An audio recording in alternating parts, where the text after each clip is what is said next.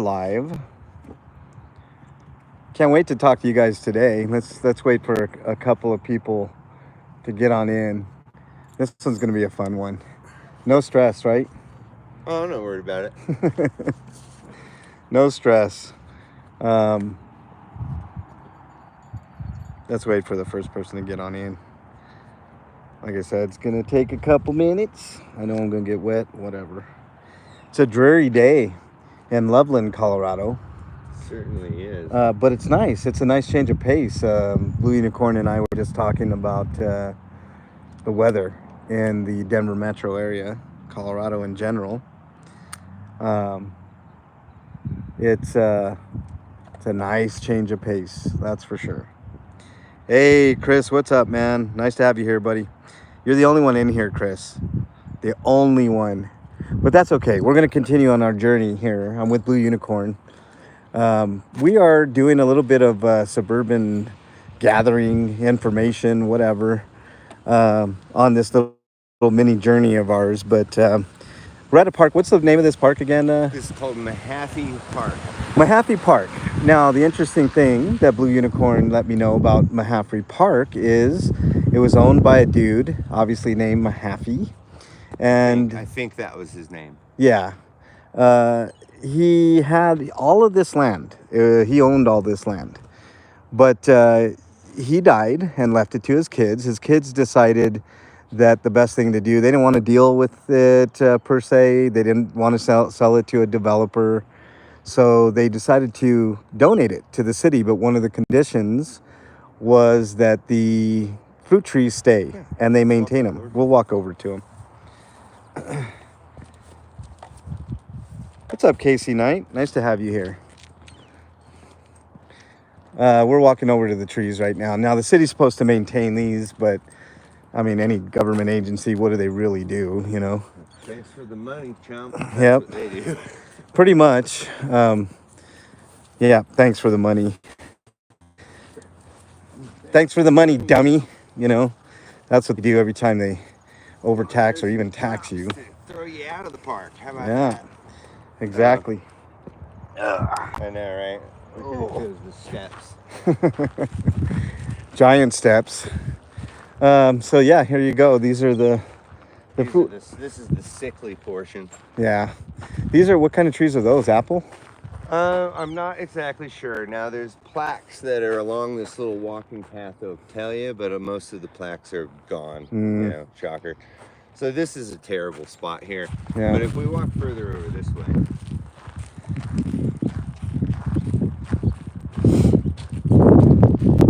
By the way, this members live stream, I'm going to release to everybody after because I think it's an important one. Doing a little bit of suburban foraging, per se. Blue is going to go over some of the things that you can eat, you can't eat when you see these things out in the wild. He kind of feels like I feel about grocery stores. They're way overcharging on things. They're using labor from different countries that, you know, these people are in dire conditions, and it's something to at least keep in mind as you go to the grocery store to buy stuff. Some stuff you can find in your own backyard. So yeah, that's kind of the point. And my point is actually more to help, you know, folks that maybe don't have a grocery store or money to buy anything in a grocery store. You know, maybe they don't have a house. Right. So they spend their days walking around trying to avoid getting rousted by the police or whatever. Right, right. And so they don't know necessarily. I'm sure a lot of folks do, but they don't know necessarily that there's food everywhere, and you don't really need money. You know, if you know what you're trying to find, you don't need money. Right. And if you know how to find it and then process it and store it, I know it's a bitch to carry around a backpack full of dried fruit, but you know, you can find caches in different places. Like for instance, right here, when you're walking through a neighborhood, you're going to see this kind of stuff all over the sidewalk. See? Yeah. And people go, ooh, gross. Ooh, there's like rotten bug fruit all over the sidewalk. But That is a plum, and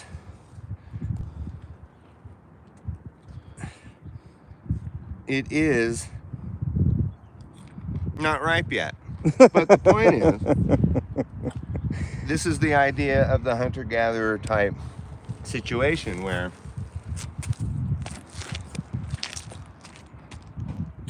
now you take note. There's this plum tree here on the corner, and it's dropping fruit all over the sidewalk. So now you figure out, when is that fruit going to be ripe, and then come back and get it. Take Now- it back to your camp. Yeah, now some of that fruit, like that one that you just tasted, and definitely was not ripe. Sometimes plums you can leave them out for a day or two, and That's right. they'll ripen. If you come back in a couple of days, these will be fine for eating. They're not going Yeah. to be like, oh, the best plums you ever had in your life. But if you're freaking starving to death, those are the best plums you're going to have in your life. Right. Susan Everett, welcome. We're doing a suburban foraging and information from Blue Unicorn here. We're going to be going about 45 minutes to an hour, but what's up, Blue? Well, I'm just pointing out that, like, you can see the fruit laying on the ground under these trees. Right. You gather those up, take them home, let them ripen a little bit.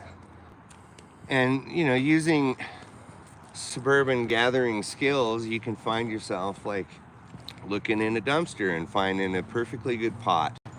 And now you just take that down, you wash it out, and you make a little campfire, and now you can start making storable food. Yeah. Now I realize making a campfire in the city is probably illegal. There's probably a law that says that. Well, what I always say, when you're in a life and death situation, the law is moot. Right. Deal with that when the cops get there, Yeah. But if you're trying to make food, who gives a shit about what the law says? Just don't burn the place down and everybody will be happy. Yeah, pretty much. Pretty much. I've been at war with Denver PD, Aurora PD, the fire departments and stuff for some of their rash, decision making and making new ordinances and stuff that not allow you to basically live. And we'll get into a little bit of that as we walk along here. This is going to be a no stress stream, by the way. Look how serene it is out here. We're in Loveland, Colorado. This is different from the norm. There's no cop watching. There's no... not yet. Not yet. We are in Loveland. Give it a minute. Right, Maybe that's true there'll be too. some cop watch. If anybody remembers the Karen Gardner incident, rest her soul. She's since passed, but that was awful. Yes, that was indeed terrible. And I was up here too, and you know what? Their police department's corrupt up here too. I know that. Yes, and I grew up in this town. Yeah. I can tell you it's been corrupt since at least the late 80s, early 90s. Yeah. Well, I mean, that just highlights, that's one of the, major spotlights that Loveland had put on itself for various reasons. And those cops should be in jail, in my opinion. Well, one of them is, I think. Yeah, but the other one should be too. Yeah, she got, sorry, I was reading the plaque. See what kind of tree it is. So, if we look here, of course, everybody knows the ubiquitous cattail. Yes. Now, you can use the tops for various things and whatnot, but when it comes to the eating of a cattail, you want to dig out the root, and it has like this big, long, starchy, kind of a tuber type root. Not a tuber, but anyway, and then you roast that up over your fire and peel it, and you eat the starch off of it. It's very, very sweet, delicious. People have been eating them for thousands and tens of thousands of years. Hell, the Romans used to make wine out of it. So that's the ubiquitous cattail. So it's not necessarily my favorite thing to eat. So let's get on to better things. But it's edible, is what Yeah, your the root part point is is. edible. The top part you can use for making like Fires and stuff. Fires, tinder pouches, or I've actually dipped them in wax and made really cool torch candles out of them. Huh. But, Interesting. you know, wax isn't necessarily something you're just going to find Right. walking around. So, unless you want to attack some bees or whatever, Right. that's not recommended. No, and I'm allergic to bees, so let's not mess with any beehives. Right. Let the bees do their thing. See, now at this park, the fortunate thing here is that they do have these little signs everywhere. English lavender, right? Yeah, so you Now, know what it is. Right up here, there's going to be a sign that caught my attention because these are landscaping shrubs that people have all over in city environments. Okay? Uh-huh. Look here, it says Western Sand Cherry, Prunus humilia. Now these are all dried up, so we can't. I already did harvest a bunch of these, Uh-huh. and they're tart. You gotta wait till they ripen, but then you can eat them. But they're everywhere. People grow these out in front of their businesses and stuff. And it basically, you can see it's all dried up. It's like But, a little, like, sort of cherry-like. Yeah, I mean, right now, it's like a raisin, you know, and it's delicious. And it's made out of food, guys. It's made out of food. I mean, love it that. tastes like a cherry raisin, what I just ate there. Now, you don't want to eat the pit Mm. because, like all peaches and plums and things, there's cyanide in the pits. Don't eat the pits.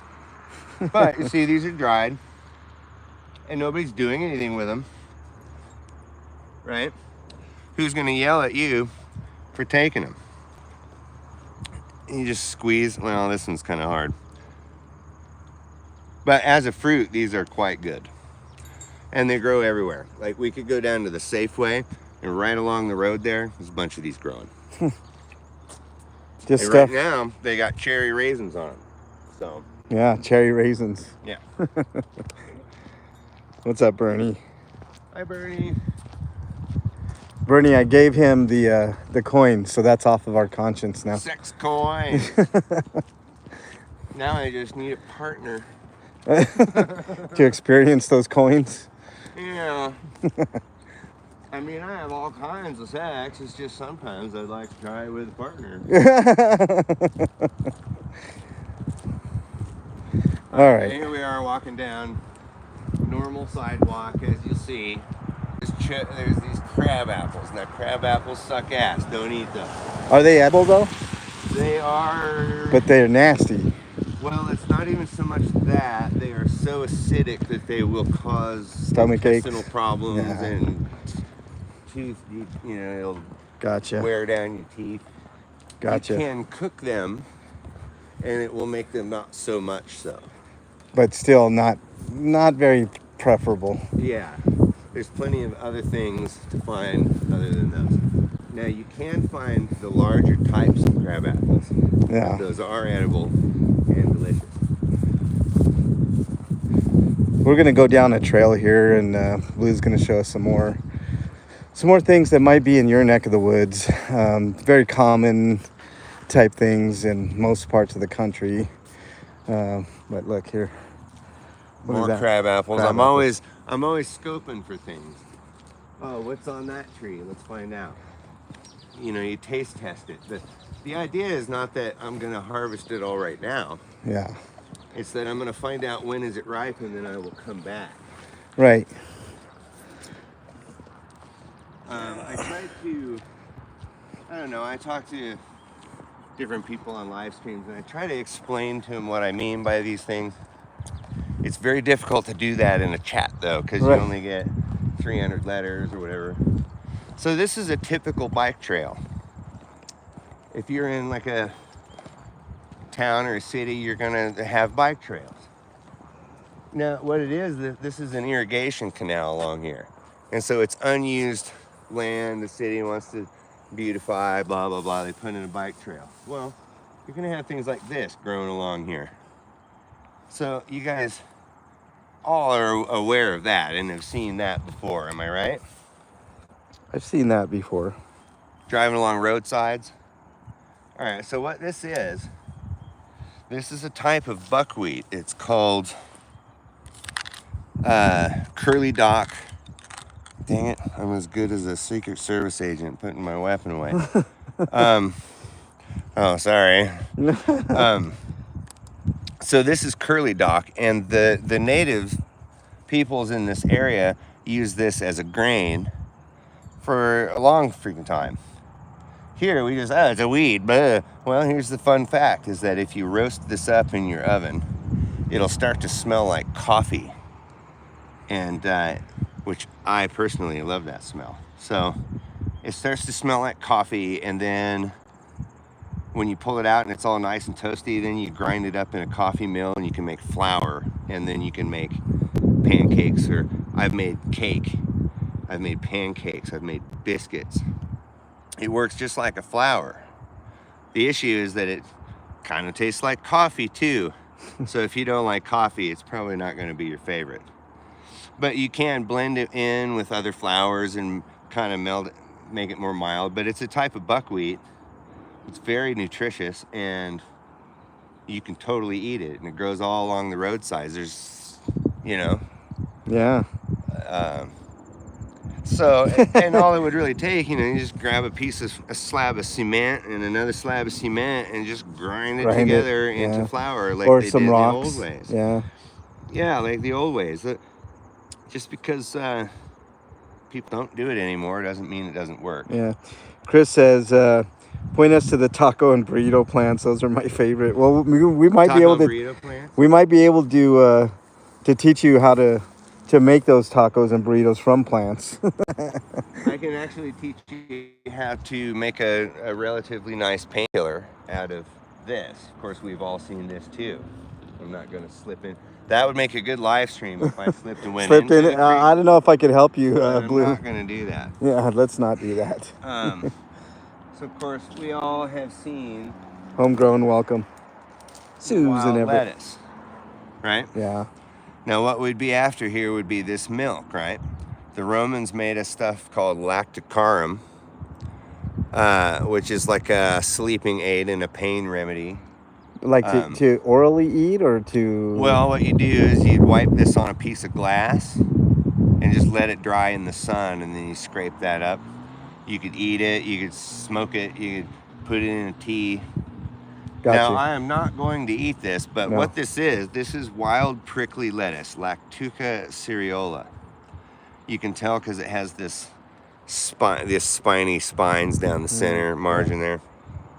Now, when it's young, you can just pick that up and eat it like lettuce. When it's old like this, it's so bitter you can't really eat it anymore. So instead, you want to get the lactocarum out of it when it's flowering like that. Now, it works. It's called poor man's opium. Now, it doesn't actually get you high or anything, but it does have all the same properties as people used to use medicinally with opium. So if you had diarrhea, they would take opium and it would rock that shit up, you know. But with this, it'll help with the diarrhea. If you have problems falling asleep, it'll help you to sleep, and it'll help with like body aches and pains, and it will give you really cool dreams. So see you later, Susan. Thanks for nothing but awesome with all of those things. Yeah. Cool dreams, good sleep. Cool dreams, huh? What's a dream? Visionary dreams. Yeah, visionary. So, all right, here's more. Here we are. I need to. All right, so of course what we have here are wild roses. And we've seen roses growing all over the place, in people's landscaping, whatever. This is called a rose hip, and essentially it's an apple. That's what that is. Now you don't want to eat the seeds for the same reason. They have cyanogenic diglycerides. But you eat the outer part, and sometimes it's just delicious. Sometimes it's just like, meh. You know, sometimes it's delicious, depending on what kind of rose it is. Mm-hmm. But these are everywhere. So you peel off all that and you pound them out and let it dry. And you got like a little rose hip kind of fruit snack. Rose hip. I think roses in general are edible, are they not? Yeah. Like in general? Most of them. Yeah. Anything in the Rosaceae, it's not order. Order? I think it's order. I don't know. I didn't pay attention in school. Hope you guys are enjoying this live stream. It's a change of pace. Trust me. I like the member streams to be chill. I'm gonna release it to everybody after, so they don't get the live experience, but you definitely get the experience.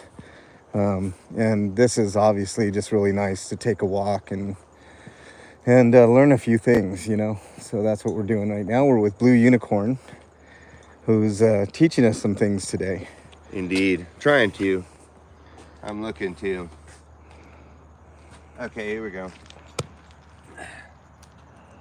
I've seen those 100 So, times. right. So this is a maple tree, obviously. Well, not obviously. Not everybody would be able to tell you that. But anyway, these little flights that come off them, these are the seeds. Yes.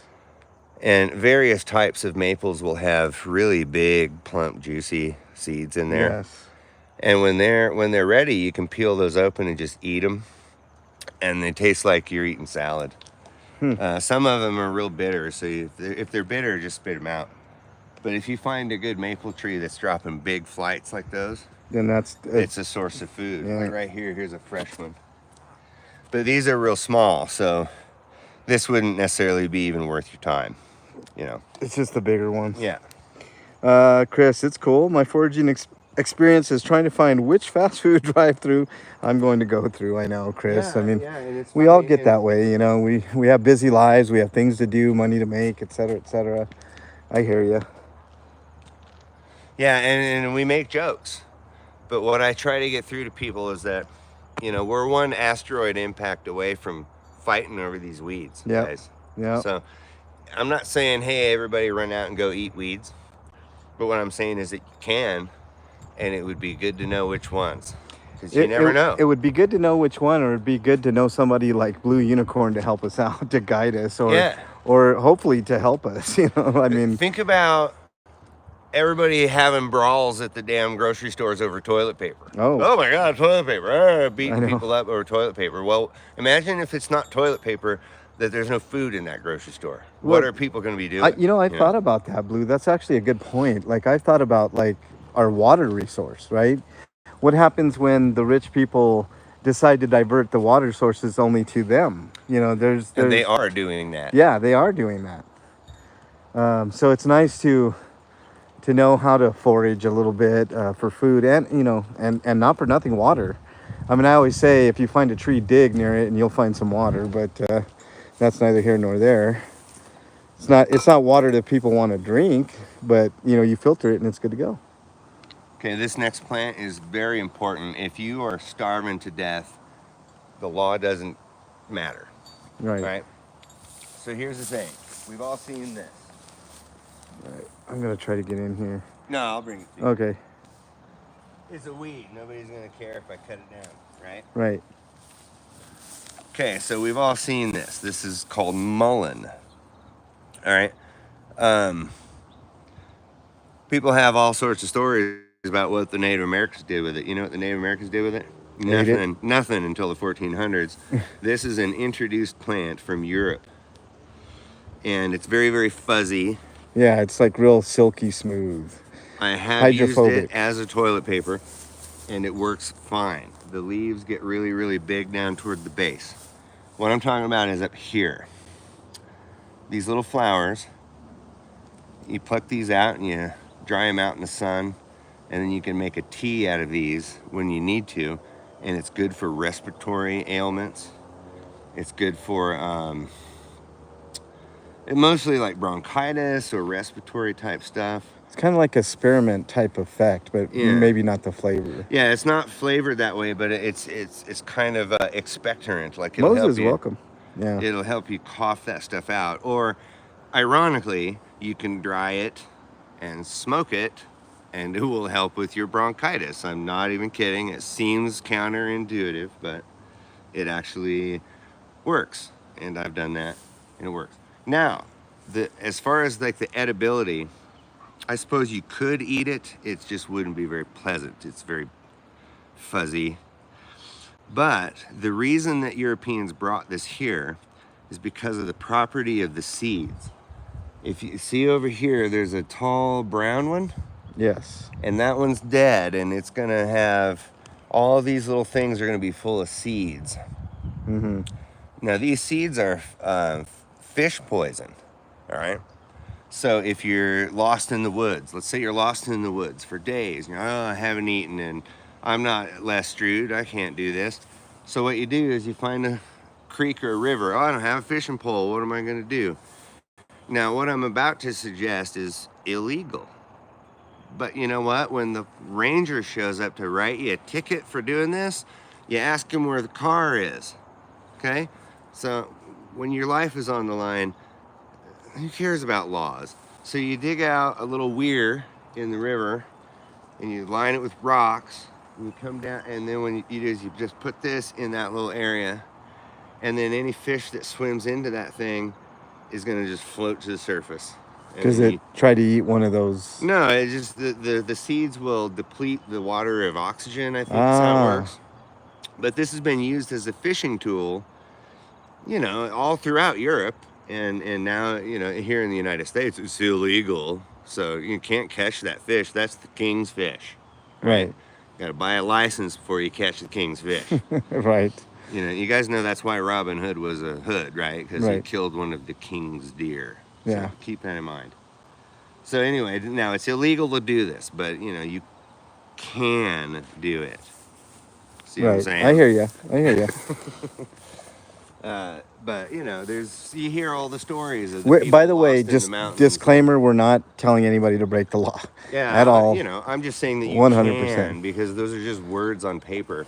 If you're gonna die if you don't do this thing, right? I don't care what the law It's says. life before anything. Yeah.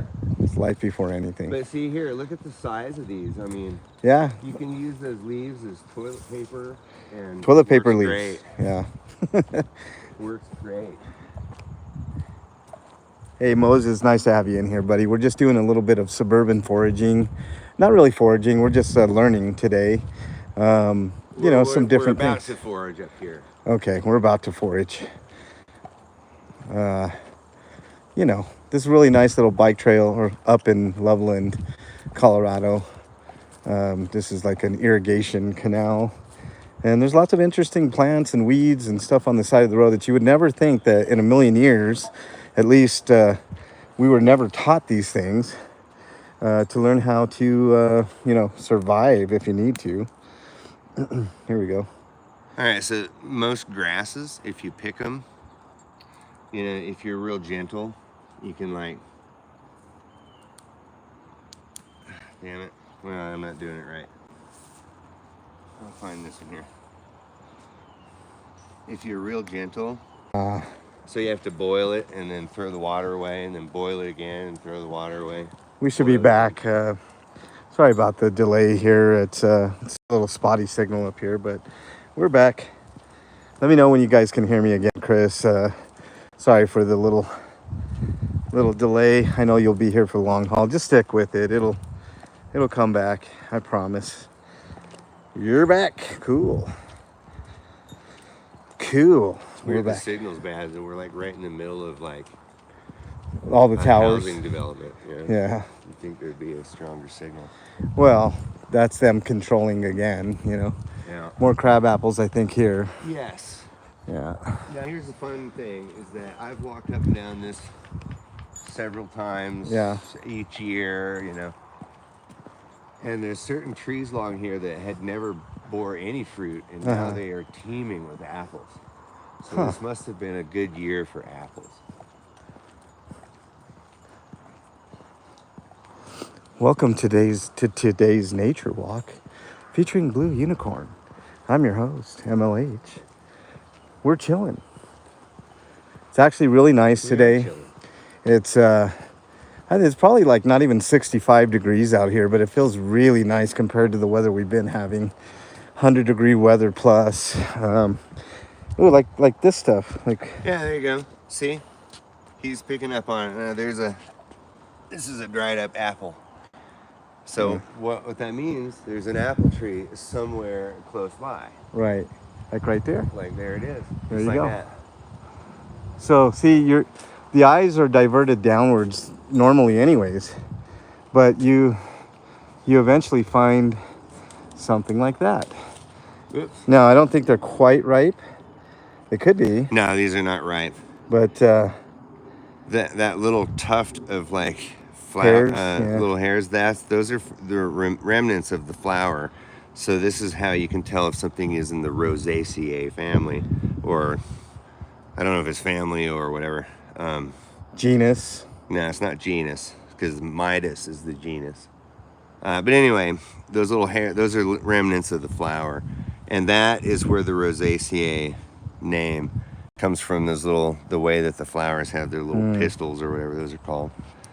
But yeah, these are not ripe yet, but this is one of those trees that I've never seen it grow anything on it. And this year, it's just exploded with activity. Now we're What do you think that is, Blue? Do you think it's like the climate change thing, or do you think it's just the cycle of life with the tree, within the tree? Well, most fruit trees won't bear fruit for like 5 to 7 years or whatever. But it also has to do with whether or not we get late frost, snow, and it killed all the flowers on the outside, but all the flowers that were inside were fine. Like the snow lated all of those. Huh. So that was a fun year. Oh, check this out. Check this out, guys. Oh, yeah, there we go. See if I can zoom in on it. Where does it go? One behind the tree. Oh, there we go. Look at that hawk. See if we can catch a glimpse of it. Oh, there it is.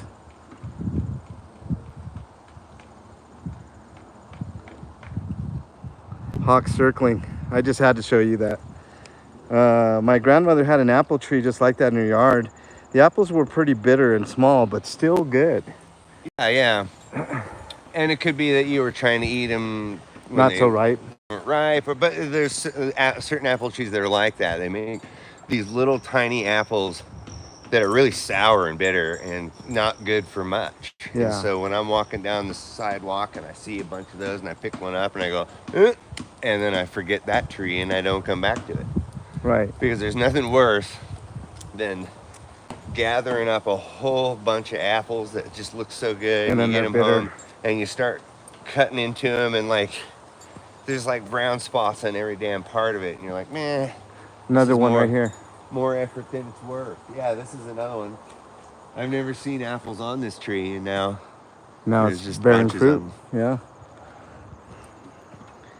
Yeah, there's nothing worse than that.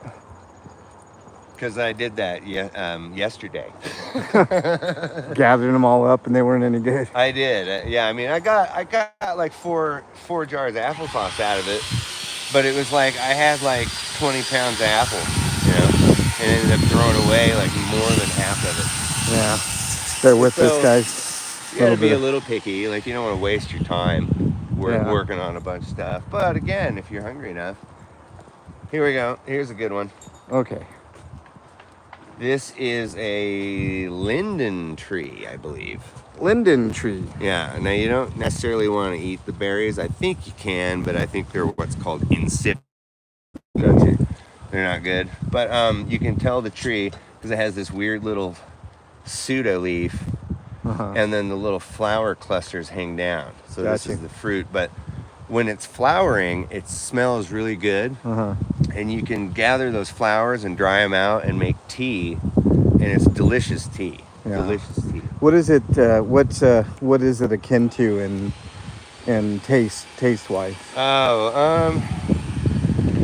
Like, is it a chamomile? Is it a Earl Grey? Yeah, I would say it's more of a chamomile. Kind of a very flowery flavor. I mean, it, obviously because it's flowers, but yeah, it kind of just has its own flavor.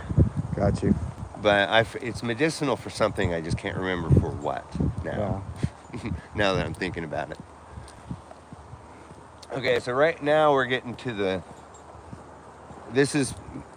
these fruit trees are what you're more likely to see if you're walking down an irrigation canal. You know, like most people don't walk down irrigation canals, but certain people that, you know, don't have anything better to do, they do walk down things like that, and they will find things like this. So are you saying you have nothing better to do, Blue Unicorn? I'm making it, you know, folks that maybe don't have anywhere to go, so they wander. Right. And so, like, if we look over here, we start to see different kinds of trees and things all bunching up. Uh-huh. And then if you look close, you'll start to notice that there was I'm one. I'm not actually seeing it now. I'm really hoping. They didn't cut it down? No, I mean, the thing is that when you're foraging, the fruit is here and then Then it's gone. Yeah. So these aren't necessarily things that are... yeah, here we go. See, look right across the, Oh, I stream see. over here. You see Yeah. all those little fruits up there? You know, what in the world are those? Are those crab apples? No, those are actually not crab apples. And Huh. as we come over this way, I'll show you what those are. Now, the life cycle of is fruit falls down into the water Uh-huh. and goes down creek somewhere until it hits a spot and grows a new tree. So you find these along canals a lot because the water distributes them. Right. Now, this is something that people can do basically yearly, right? Like if you get into every season. year. Yeah. And see, dang it. There's a dried up seed over here. Yeah, okay, so what we're looking at right here, this is a choke cherry grove right here. Gotcha. And we are here too late. I was hoping this is what we were doing today, but I think maybe if we go around back, because I already gathered a bunch of choke cherries off this. Choke cherries. Now, is it akin to like an actual cherry? It is absolutely. Yeah. This is what do you call it? A native variety in North America. Actually, these over here. Yeah. Because this is something else. Okay. I want to say it's Prunus virginiensis. It's awesome, non-pick. Prunus virginiensis, the native choke cherry. And it looks like the fruits are gone. We're going to go around back, though, and see. Because this gets pretty picked clean because people come through here. Now, this is called a sandhill plum. And you will find these growing in Kansas, Nebraska, Colorado. I mean, just anywhere. I found these growing in Oregon along the canal. These are one of the fruits. It's native to North America, but you don't want to eat it if it's not ripe because it's so tart that if you try to swallow it, it might choke you. But when it is ripe, they are delicious. So when it's nice and red, it'll get even a little darker red than this. But as you can see, looks fairly ripe. Yeah, here. It's still a little bit tart, but it is good. It has kind of that astringency of like a crab apple would have. Yeah. It's definitely edible, but man, sour. Yeah, it's sour. It's not quite ready. So what I would do is I would pick a bunch of these. Mm-hmm. And then put them in let them sit out. Yeah. And when you let them sit out and ripen, all of that tartness goes away. Yeah. Sorry, and then too tart for mine. Yeah, exactly. But when you cook it, all of that tartness goes away. Yeah, yeah. No, I could see that would be okay. That actually tasted okay. That type of stuff, perfect. Yeah, and I'll make fruit leather out of this. Now, when we get back to the house, I'll hook you up with a fruit leather, and you can then maybe update people later about how much more awesome that fruit leather was than that was. Yeah, yeah. Because that's kind of the trick, is you got to pick it when it's not quite ripe, let it ripen, and then cook it, Cook it and it'll be better. So these are not quite ripe yet. So what I'll do is I'll come back in a day or two, a couple days. And see if it's ready. Yeah, and the choke cherries here, I'm really disappointed in that tree. It just had a bunch not too long ago. But like I said, fruit season is when it is, and when the fruit falls off of it, that's the end of it. Yeah. There's a cluster right there. Nice big cluster just right back there. See that cluster? Let me zoom in on that. Right there. Yeah. Oh. Pretty nice. While we're at it, I'll show you guys a cool little trick.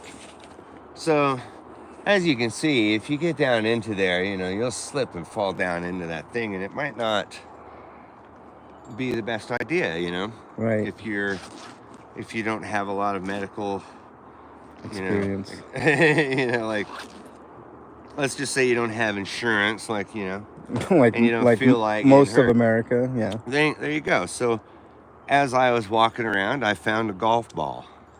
I thought, what do I need a golf ball? I don't know. Well, it's mine now. I have it. Then I found an eye screw.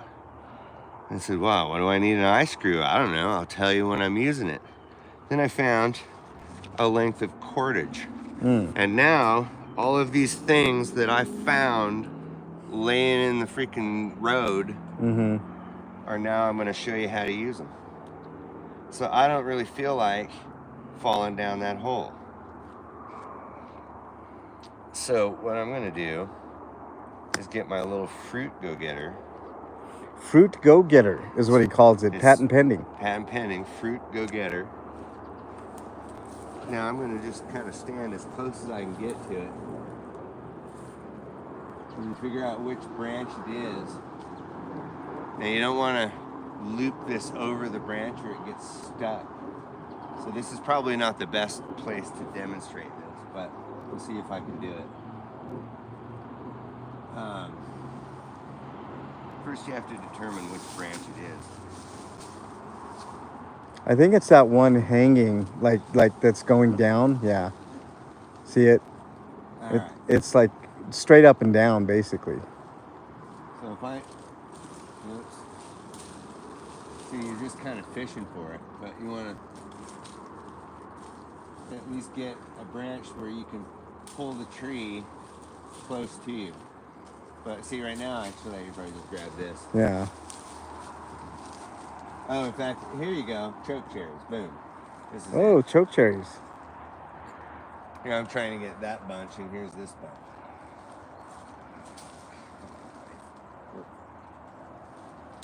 You found some choke cherries. Yeah. So again, don't eat the seeds. Yeah, don't eat the seeds. Now these also have a tartness to them, you know, like a crab apple. But when they're ripe and ready,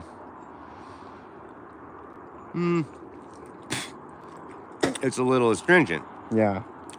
But definitely edible, I can tell. And yeah, and if we waited a couple days. Has sweetness too. Yeah, they'll be even sweeter than that.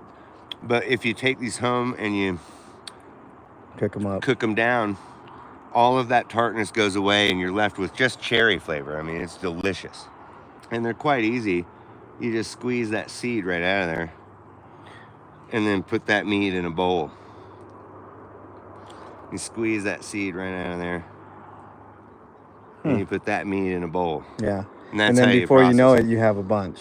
Yeah, now the seeds are cyanogenic, so you don't want to eat those. Also the leaves, and believe it or not, these stems. Now here's a fun, weird fact.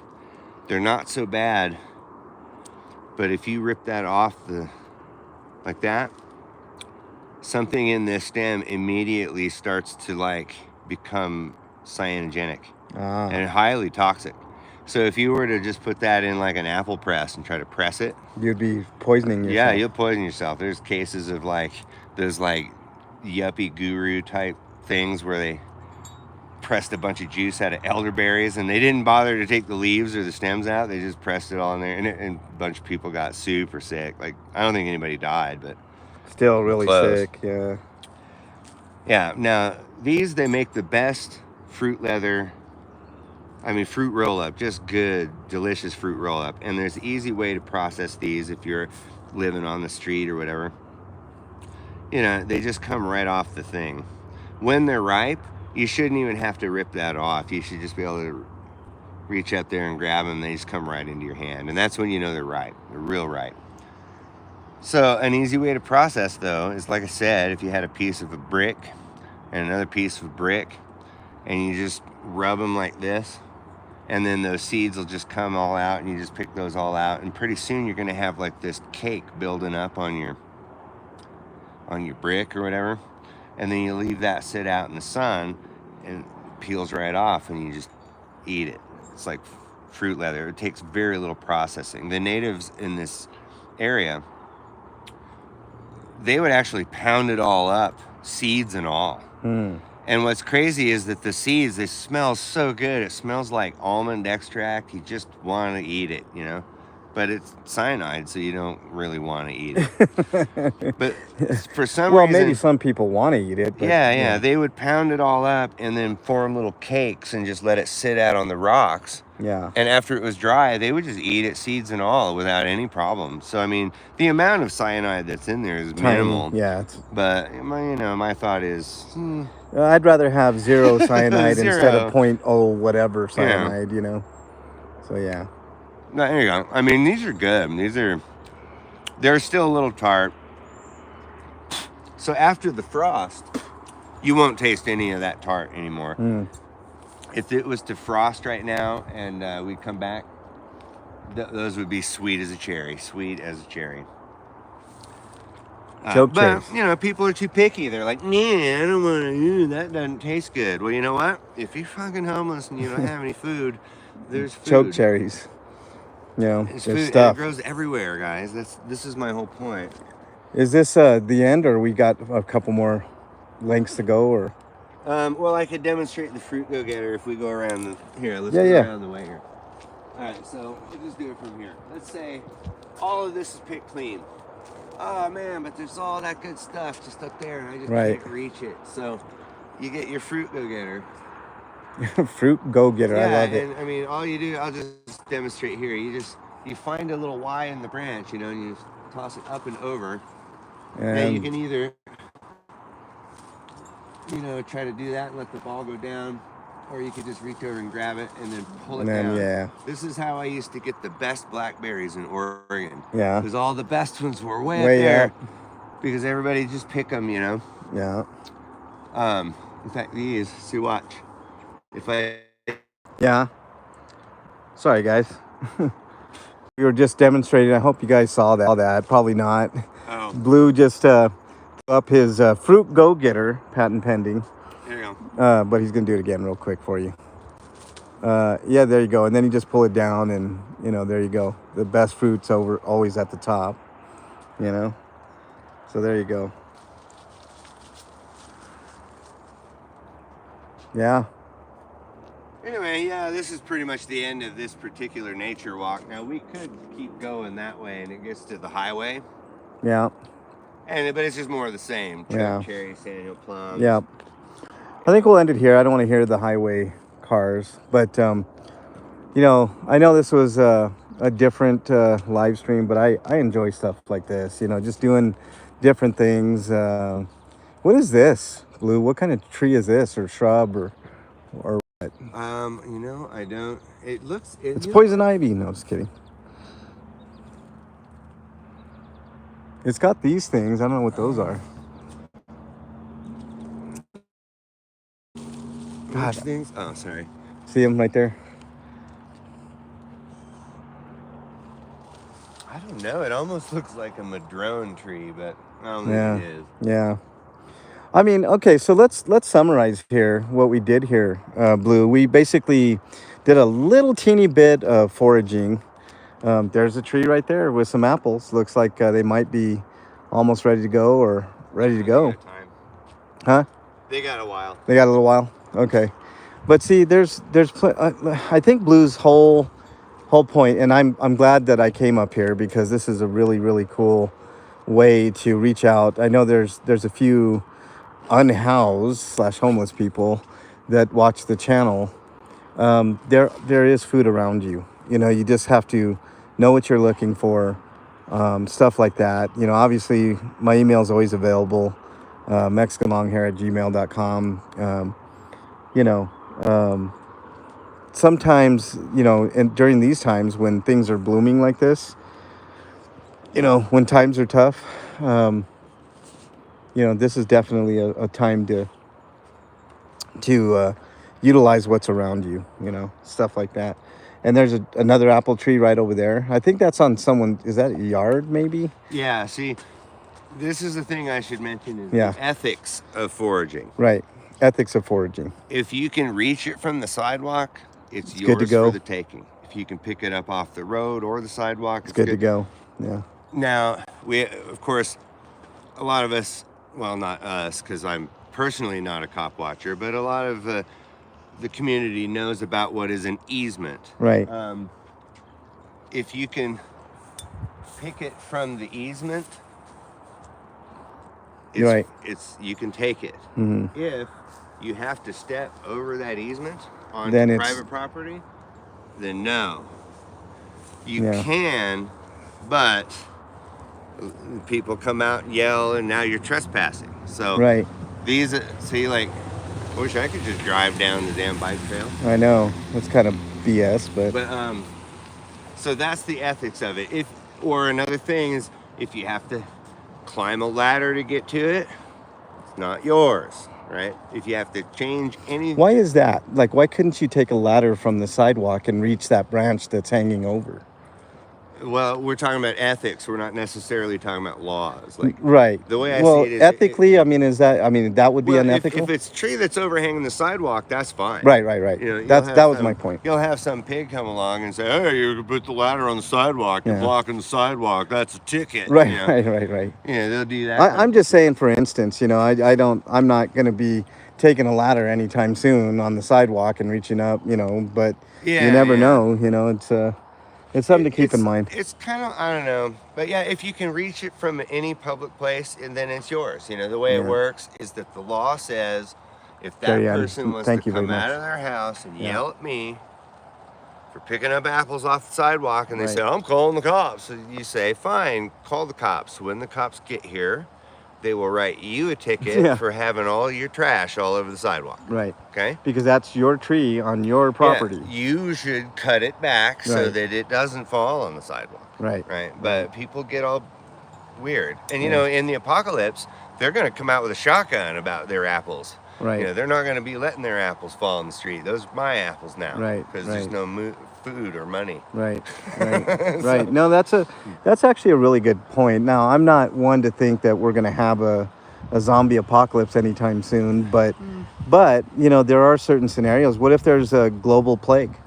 Yeah, or whatever, yeah. You saw how people react over toilet paper. Yeah, Think about food, that's man. something to think about, and that's kind of the point of this whole thing. The point, toilet paper. Let me turn this camera around so you can look at both of us here. All right. That's kind of the whole point, is to point out we're literally like a week or two from a major event happening, to fighting over stupid trivial things like toilet paper. I think Blue just gave you a very, very good hint as to if there's a toilet paper shortage per se. I don't believe there's a shortage, but if there is one, there are things that you can use out in There's some toilet paper growing right over there. right. There's toilet paper and shit that you can use. I mean, there's teas you can make. There's stuff to let you survive. And I'm not. Yeah. I'm not a doomsday. People survived on their own without government for thousands of years, folks. We Right. don't need them to help us. We Right, don't. right. We fish, I mean, anybody can fish. I'm not really good at the outdoors thing per se, but I can fish. You Yeah. know? Not without a king's license, though. Oh, They decided that they don't want to be on camera. Well, I didn't have the camera. I think toward they're you. probably running that. Gotcha.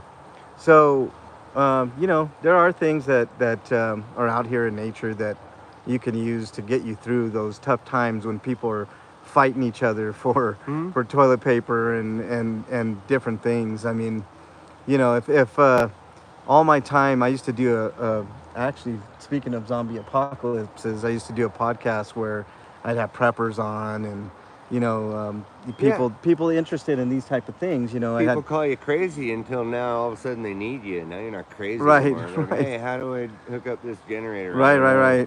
I'm a city boy. It's stuff like that. I mean, it's not to say that we're going to experience this anytime soon. I mean, who knows? I mean, with the current state of affairs and stuff, the world could go crazy, but there's... What I always say is that, people joke and they make stupid statements and they say, oh, get a job, blah, blah, blah. Guess what, folks? You could be one divorce away from being homeless yourself. One medical payment away from being homeless yourself. One check It can being happen missing. like that. I'll give you an example. I know somebody that didn't get their check for a month, and it was devastating. It was devastating. It was nothing nothing anybody did wrong per se, except company just didn't issue a check. But think about it. Could you go without money for a month?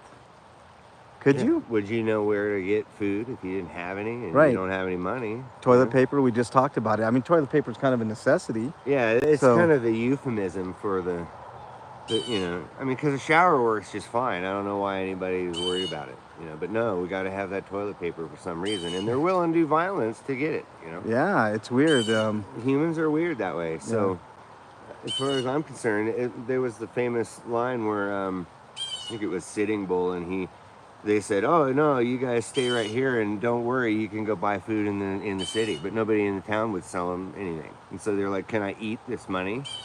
Then what good is it? Yeah, if I see, can't eat the money." and all the gold people crack me up too. I mean, gold is the same thing. Can you Yeah. eat gold? Yeah, not only can you not eat it, but it's also really Toxic. freaking heavy. And it's heavy. You It's know? heavy. I mean, I like gold. Don't get me wrong. It's very pretty, very shiny. It is, but you can't really eat it. You can't eat And it. if I had a whole bunch of potatoes and you don't have any potatoes, But you got have some gold? I'm not trading my potatoes for your gold. So, all right, guys. bring me some chickens. Maybe we can talk. Right, right. Let's barter. Maybe you give me one of those chickens for this pile of potatoes or some shit.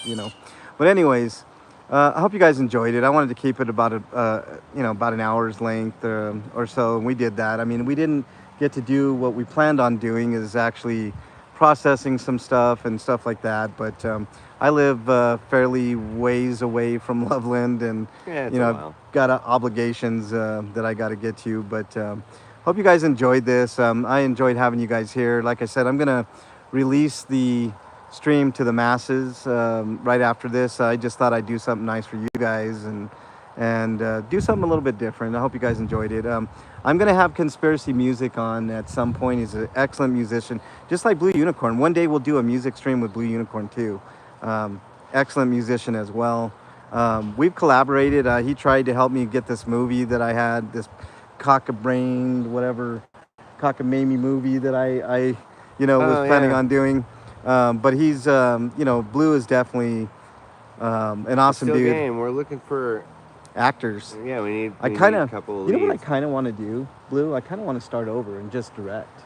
All right. And then just, Just hire find all some- new actors and just, redo the whole thing in a much better manner. I mean, reshoot my scene because his I probably didn't. his do scene was very well. awesome. His scene was awesome. It's my scenes that sucked, and it's hard to direct and act at the same time. It's just really, really difficult. Blue was the director for some of the scenes. Maybe one day I'll throw out a scene or two that we did, just like a proof of concept type of thing. But I've got ideas for at least 2, possibly 3 more movies, and I proved that I can make a screenplay. So maybe that's what I'll do. I'll release the screenplay to you guys, and you guys can see it and tell me what you think of it. Everybody that has read the screenplay said it's solid, really solid screenplay. So Or You if know. we couldn't find actors, we could do voice actors. We'd do like old time radio, we could. right? Because there was a guy I watched years ago, and they actually did one. They wrote a whole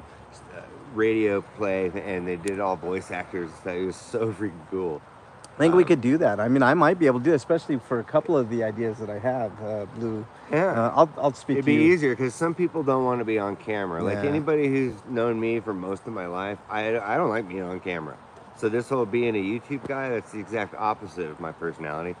Like I used to run from cameras. You point a I'd be like, oh, I don't want to be on camera, But I was never the guy that was like, I don't want to be on camera. Get the Yeah. camera out of my face. But the funny thing about Blue is, in my experience with him and directing some of the scenes I did for, I got about 10-15% of that movie done, Blue, with very, very little. So I'm pretty happy with that. But I wish I could have got the whole thing done. But it is what it is. But Blue's a good actor too. I mean, he did the best with what he had, and I don't know. His friend was fantastic. I can't remember her name. She was fantastic too. My subscribers would know her as my friend Tim's partner. There you go. Nanya, hey. There's a character on my channel named Tim. Timmy, not that Timmy. Yeah. But it's anyways. not because his name is Tim, but maybe it is. maybe not. Blue is always very creative, has a lot of cool things on his channel for you guys to discover. make sure you sub to him. And really cool dude. I've known you for about a year now, I think, Blue. Maybe a little less. I think maybe even a little more. I A don't little know. more? I was subscribed to you for like Yeah, 3 years I know. before I ever met you. So. I know. I can't believe we Which didn't is hook up it's a before. surreal thing, guys. Okay, so we watch YouTube people and we're like, hey, I know him. I hear his voice every day. It's like we're best friends. And then you meet him in real life, and it's like, wow, you're. But when I met him in real life, it was like I was perfectly comfortable. I was like, dude, I've known you for years, and he's like, I've just met you today, man. Yeah, yeah. Well, it's funny because like a lot of people say that to me, Blue. Like I think I'm one of the most accessible streamers, which could be to my detriment one day. I mean, maybe one day somebody decides to do something stupid, but I have this theory, Blue, and maybe we'll end on this. It's kind of a positive note for me, but my theory is that the vast majority of people are good Hmm? because they're not bad people, you know. Not at all. It's just that we get stuck into this these familial obligations, and sometimes I think family's overrated, sometimes I don't know, it's just me. But I've always said the nicer you are to people, the easier life will be, Yeah. mostly. I know there's Well, it's the exceptions. non-aggression principle. This is Right. in anarchism. Nobody knows what anarchism means, but there's a principle. It's called the non-aggression principle, and it means do whatever you want to do, just don't hurt anybody else. The idea is don't be the aggressor. Always, don't be the aggressor. But if someone is going to aggress against you, well, you have every right to defend yourself. Yeah. So that's anarchy. But we live in it all day, every day. You go to the grocery store and say, I don't think I want to buy these apples. They're too expensive. The guy is going to say, fine, there's a store down the road. You can go buy the apples there. That's anarchy. Nobody is putting a gun to your head and says, you have to buy these apples. The government says these are the apples you'll buy, whether you like it or not. Nobody's doing that. This is normal society is anarchistic by nature. The only time it ever isn't is when you got some guy saying, oh, I'm going to put on my kring and I'm the king of everything I see. That's the only time. And then the people that go, oh, my liege, Yeah, my yeah. liege. Right. You know, No, it's a point well taken. I don't think just we're be too nice to people. we're That's not how it too works. far off in philosophies, Blue Unicorn. I mean, we've had discussions. Sorry, I keep getting texts while I'm live streaming, but I'll start reading them out loud. no, don't do it. Don't do it. Don't do it. Don't no, don't do it. There's a lot to be said there too. I mean, one day maybe I'll have Blue on to have that discussion. But I hope you guys enjoyed the suburban foraging / informative walk talk type thing, and I'll see you guys very very soon. I promise you, and